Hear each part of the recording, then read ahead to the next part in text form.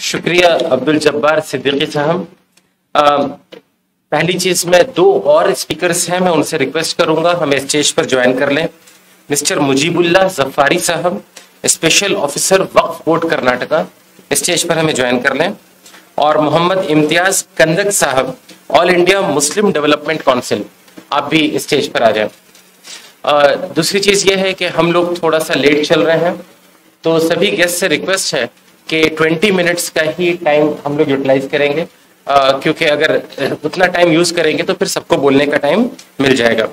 تیسری چیز یہ ہے کہ اس پروگرام کے پیرلل میں ایک بزنس سیشن بھی چل رہا ہے، جس میں کہ پرٹیکولر آرگنائزیشنز کے لوگ ہیں جو اس کے بارے میں پریزنٹیشن پریزنٹ کرنے آئے ہیں.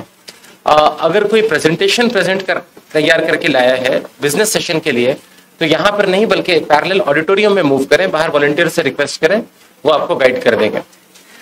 اس کے بعد ہمارے اگلے اسپیکر ہیں ڈاکٹر سلمان اسد صاحب. ڈاکٹر سلمان اسد صاحب وقف ٹریبونل دہلی کے ممبر ہیں. اس کے علاوہ ہندوستان میں لڑکیوں کے لیے ایک بہت بڑا مدرسہ ہے جماعت الصالحہ رامپور، وہ اس میں ذمہ دار ہیں، اور معروف شخصیت مولانا یوسف اصلاحی صاحب کے فرزندی ہیں. ان کا ٹاپک ہے ہسٹری آف ڈیولپمنٹ آف اوقاف ان انڈیا.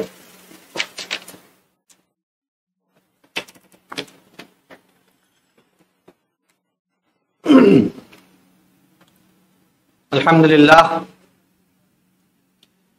للہ وحدہ والصلاة والسلام علی من لا نبی بعدہ. دائس پر تشریف فرما قابل احترام جناب عبدالقدیر صاحب، عبدالجبار صاحب، AR اغوان صاحب، اور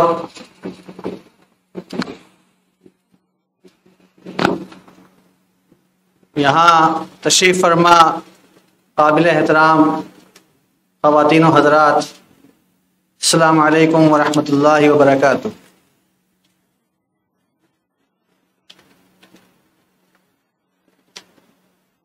سب سے پہلے میں شکریہ ادا کرتا ہوں جناب محترم عبدالقدیر صاحب کا کہ انہوں نے اتنے اہم موضوع پر اور سلگتے ہوئے موضوع پر یہ کانفرنس منعقد کی اور مجھ جیسے طالب علم کو یہ موقع دیا کہ میں بھی حاضر ہو سکوں. گرچہ میرا مقام یہ تھا کہ میں یہاں تشریف فرما بزرگوں سے بہت سارے کام کی باتیں سنتا، لیکن چونکہ حکم ہے اس لیے حاضر خدمت ہوں اور اپنی بات کہہ رہا ہوں. موضوع جو دیا گیا ہے اس پر جانے سے پہلے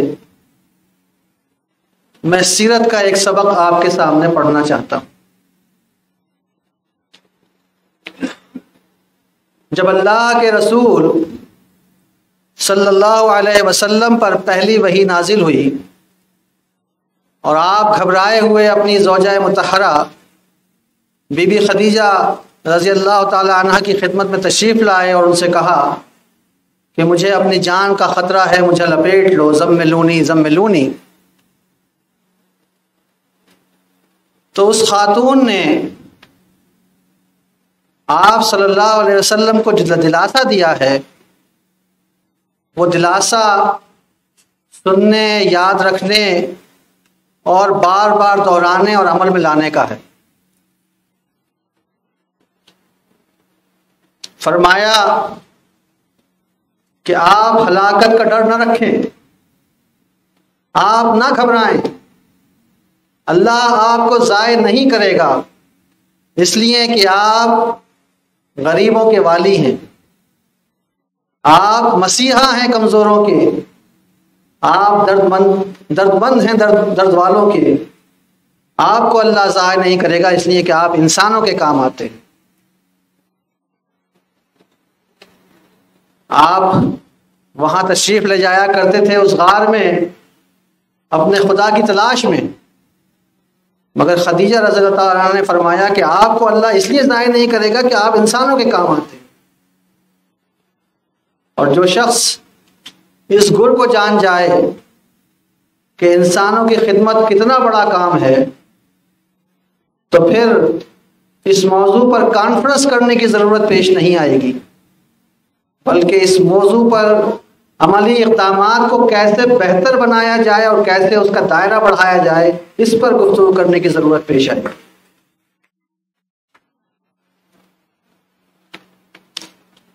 قرآن کی ایک آیت ہے، لن تنالوا البر حتى تنفقوا مما تحبون۔ قرآن عربی زبان میں لن کا لفظ استعمال ہوتا ہے جبکہ کوئی امکان ہو ہی نہ، رتی برابر امکان نہیں ہے، نیکی تمہیں مل ہی نہیں سکتی، کوئی گنجائش ہی نہیں ہے، امکان ہی نہیں ہے، جب تک تم وہ خرچ نہ کر دو جس سے تم محبت کرتے ہو۔ نمازیں پڑھنا، عبادتیں کرنا، یہ سب اپنی جگہ اہم ہے، مگر آخرت میں نیکی کے ترازو میں نیکی اسی وقت گنی جائے گی جب آپ نے وہ کام کیا ہوگا جس کو اللہ کہہ رہا ہے کہ لن تنالوا البر حتى تنفقوا مما تحبون۔ یہ اتنا بڑا مسئلہ ہے کہ اگر اس کو نہ سمجھا گیا تو نوافل بھی بیکار ہیں، عبادتیں ہی بیکار۔ اس لیے میں ایک بار پھر آپ کو مبارکباد دیتا ہوں کہ آپ نے اس موضوع کو چھیڑا اور بر وقت چھیڑا ہے، اس لیے کہ اس وقت ہر طرف سے ایک یلغار ہے، کوششیں ہیں کہ آپ کو جڑ سے اکھاڑ پھینکا جائے، جو کچھ آپ کے پاس ہے وہ آپ سے چھین لیا جائے، اور وہ تمام حربے استعمال ہو رہے ہیں، اس لیے ضرورت شدید سے شدید تر ہے۔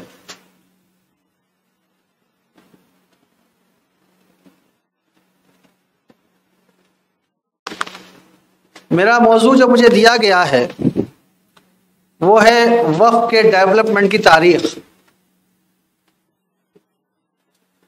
یقیناً جن حضرات نے یہ موضوع منتخب کیا ہوگا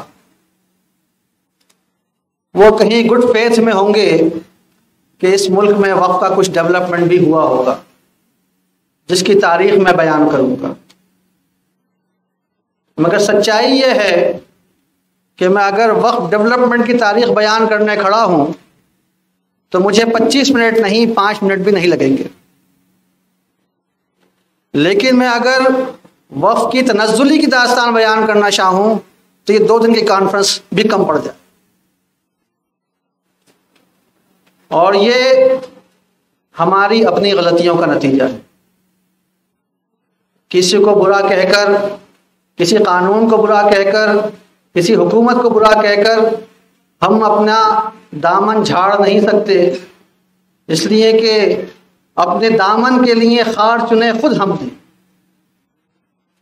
اپنے دامن کے لیے خار چنے خود ہم نے، اب یہ چپتے ہیں تو پھر اس میں شکایت کیا ہے؟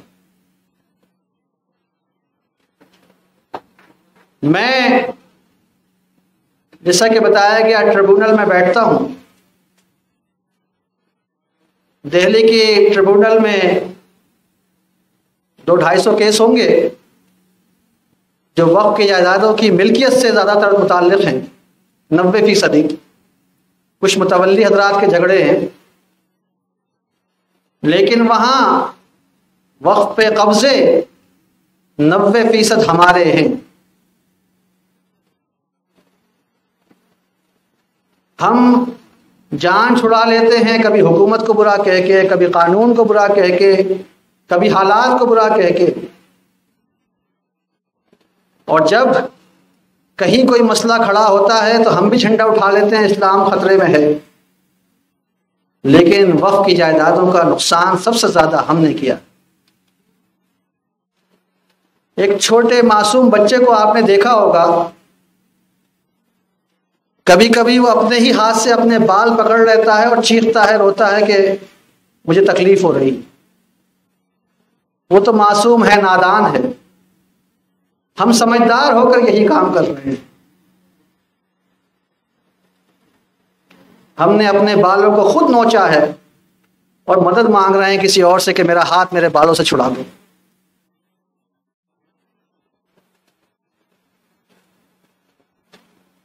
ہندوستان میں باقاعدہ ایک وقف ایکٹ موجود ہے. اس میں مختلف وقتوں میں تبدیلیاں بھی ہوئیں. ریسنٹلی 2013 میں اس میں امینڈمنٹس ہوئے. جو پریشانیاں محسوس کی گئیں، ظاہر ہے کہ انسان کی جتنی نظر ہے، جتنا دور رس وہ ہو سکتا ہے، وہ اپنی کوششیں کر رہا ہے اور قانون بنا ہوا ہے. قانون سے فائدہ اٹھانے کا راستہ ہم نے چھوڑ دیا. ایک اور جو بڑا خطرناک مسئلہ ہے وہ یہ ہے کہ اس ہندوستان میں وقف بورڈ تو ہیں مگر وہ سماجی ادارے نہیں ہیں، وہ سیاسی ادارے ہیں. ان کی تشکیل سماجی اصولوں پہ نہیں ہوئی ہے، سماج کے امپاورمنٹ یا اپلفٹمنٹ کے لیے نہیں ہے. وہ سیاسی ضرورت سے کام کرتے ہیں اور اس سیاسی ضرورتوں سے ظاہر ہے کہ سیاسی مفادات کو فائدہ پہنچے گا، ان کی تکمیلات ہوں گی، وقف کے فائدے نہیں مل سکتے ان سے. اس بات کی شدید ضرورت ہے کہ ہم ایک پریشر گروپ کے طور پر وقف بورڈوں کی جو کارکردگی ہے اس کو سدھارنے کا کام کریں. ان کو ان کی ذمہ داریوں پر جواب دہ بنائیں، ان سے سوالات کریں اور ان کو اس بات کے لیے مجبور کریں کہ وہ وقف کی پراپرٹیز کو وقف کے فائدوں میں استعمال کریں. اس لیے کہ اس وقت جو بیشتر پراپرٹیز ہیں وہ وقف کے فائدے کے لیے استعمال نہیں ہو رہی ہیں بلکہ وہ دوسرے مفادات کے لیے استعمال ہو رہی ہیں. چند ٹکوں پر لیز پر دی جاتی ہیں وقف کی جائیداد. کوشش یہ ہونا چاہیے کہ وقف بورڈ کے سامنے پروپوزلز جائیں. لیز کا پیریڈ جو ہے وہ ریسنٹلی جو 2013 کی امینڈمنٹ ہے اس میں 33 سال ہے. زمینیں لیز پر لی جائیں اور پی پی پی ماڈل میں لوگ اس پر رفاع عامہ کے ادارے قائم کریں، تعلیمی ادارے قائم کریں، اسپتال بنائیں اور دیگر جو ضرورتیں ہیں قوم کی اس سے اس کو فائدہ پہنچائیں. آپ یقین جانیے کہ وقف بورڈ کا جو ادارہ ہے وہ ایک پیرلل حکومت ہے اور اتنی مضبوط حکومت ہے کہ وہ حکومت کی بہت سی لائبلٹیز کو سپورٹ کر سکتی ہے. اس احساس کو جگایا جائے، یہ اویئرنیس لائی جائے اور لوگوں کو بتایا جائے کہ وقف کتنا بڑا انسٹیٹیوشن ہے اور اس کا کتنا بڑا اثر دنیا کا ہم دکھا سکتے ہیں، ہم اپنے قوم کو کس طرح اپلفٹ کر سکتے ہیں.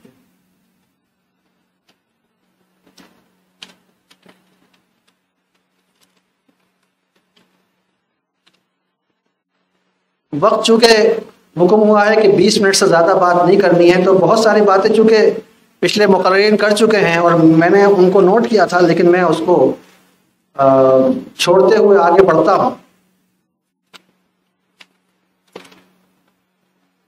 ایک اور اہم کام جو وقف بورڈ کی طرف کو متوجہ کرانا چاہیے وہ یہ ہے کہ جتنی جلدی ہو سکے تمام وقف پراپرٹیز کی باؤنڈری کرائی جائے. اس لیے کہ اس وقت جو سب سے بڑا خطرہ ہے وہ ناجائز قبضوں کا ہے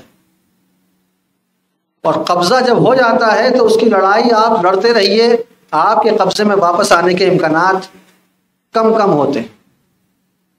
ابھی رحمان خان صاحب دہلی کی 123 پراپرٹیز کی بات کر رہے تھے. 22 سال قانونی لڑائی لڑی گئی، سب کچھ ہوا، مگر کیا بازیابی ہوئی؟ ابھی تک نہیں.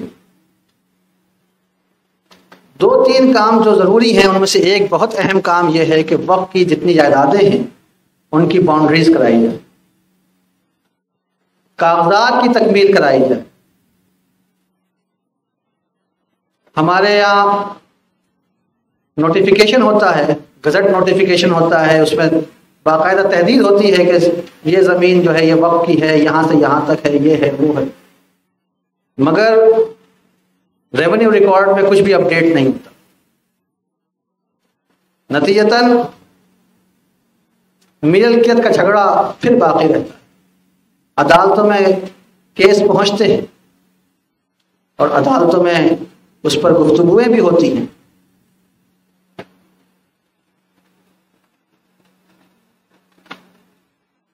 ایک اور سفارش جو بہت زمانے سے پینڈنگ ہے اور سچر کمیٹی نے بھی کی ہے، وہ یہ ہے کہ یو پی ایس سی میں ایک مستقل کیڈر ہونا چاہیے جہاں سے وقف بورڈ کے ذمہ دار سی او وغیرہ اپوائنٹ ہوں.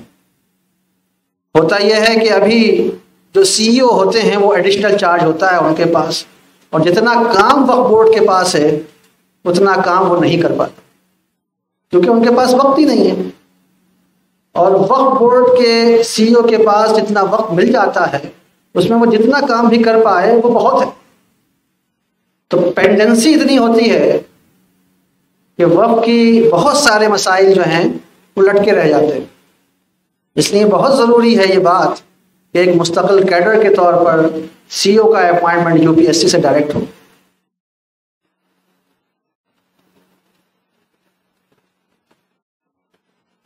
جیسا کہ میں نے عرض کیا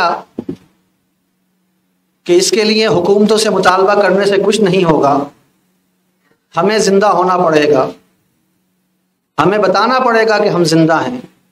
اس لیے کہ شاعر نے بڑی اچھی بات کہی کہ ہر سہارا بے عمل کے واسطے بیکار ہے، ہر سہارا بے عمل کے واسطے بیکار ہے، آنکھ ہی کوئی نہ جب کھولے اجالا کیا کرے.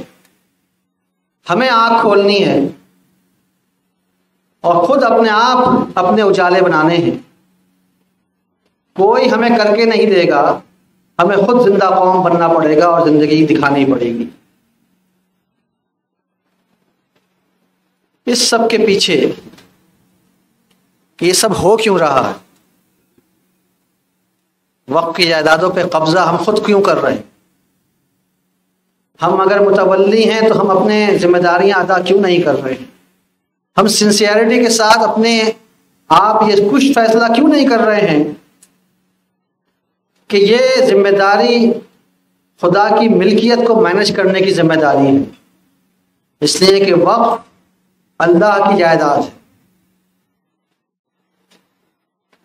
اس کی وجہ یہ ہے کہ مادہ پرستی اور مفاد پرستی نے ہمیں کھا لیا. ضرورت اس بات کی بھی ہے کہ ہم مادہ پرستی اور مفاد پرستی کے خلاف جنگ چھڑیں، اور یہ اسی وقت ممکن ہے جب ہمارے ایمان مضبوط ہو، اللہ پر یقین مضبوط ہو اور آخرت کی جواب دہی کا احساس زندہ ہو. اس لیے کہ یہ اکیلی چیز ہے آخرت کا جواب دہی جو انسان کو انسان بناتی ہے، جو انسان کو رذائل اخلاق سے بچا کر اخلاق فاضلہ تک لے جاتی ہے. وہ صرف اور صرف آخرت کی جواب دہی ہے. اس طرف کام کرنے کی شدید ضرورت ہے. اس سلسلے میں درخواست کروں گا اپنے علماء کرام سے کہ وہ بھی اپنا کردار ادا کریں. اس میں کوئی شک نہیں کہ یہ امت آج بھی اپنے علماء کے پیچھے چلتی ہے اور یہ اللہ کا بڑا احسان ہے.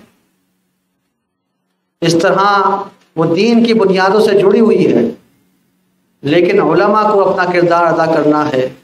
انہیں یہ سمجھانا ہے کہ ایمان کیا ہے اور جواب دہی کیا ہے آخرت کی، تاکہ یہ ماحول بدلے، یہ مفاد پرستی کا ماحول ختم ہو، ایک دوسرے سے ہمدردی کا ماحول پیدا ہو، ایک دوسرے کے کام آنے کا سلسلہ جڑے، اور وقف کی ترقی کی جو بات ہم کرنا چاہتے ہیں وہ زمینی حقیقت ہو اور ہم واقعی کوئی تاریخ بیان کر پائیں کہ ہاں ہندوستان میں وقف کی ترقی ان بنیادوں پر ہوئی ہے. اسی کے ساتھ میں اپنی بات ختم کرتا ہوں اور ایک بار پھر شکریہ ادا کرتے ہوئے وآخر دعوانا الحمدللہ رب العالمین۔